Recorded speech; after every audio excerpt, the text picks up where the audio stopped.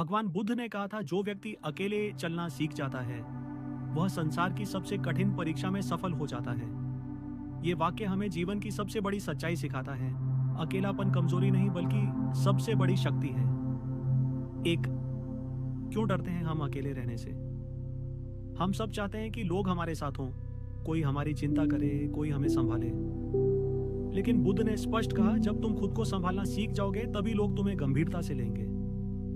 भीड़ में चलना आसान है, लेकिन अकेले चलने का साहस कम लोगों में होता है। दो, अकेलापन ही आत्मज्ञान का द्वार है। भगवान बुद्ध ने गृह त्याग करके यही रास्ता अपनाया। उन्होंने एकांत में साधना की, ध्यान किया और अंततः मोक्ष पाया। जब तक तुम खुद के साथ समय नहीं बिताते, तुम खुद को नहीं समझ सकते।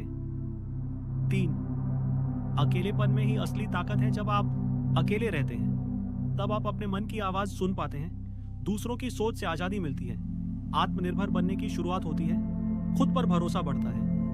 बुद्ध ने कहा, जो अपने जीवन का मार्ग खुद बनाता है वही सच्चा योद्धा है। चार, अकेले रहकर कैसे जीवन को सुंदर बनाएं?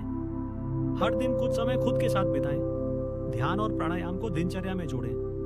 मोबाइल और शोर शराबे से दूरी बनाएं। अपनी भावनाओं को समझें, स्वीकारें, खुद से सवाल पूछें, क्या मैं वही हूं जो मैं बनना चाहता हूं?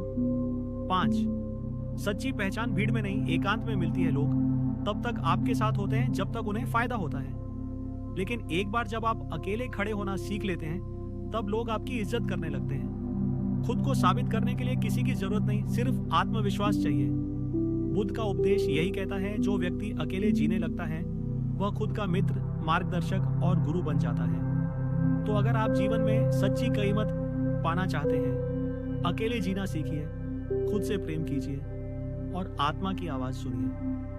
धन्यवाद। तुम्हारी सबसे बड़ी शक्ति तुम्हारे भीतर छिपी है, अकेलेपन में। बुद्धम शरणम गच्छामि।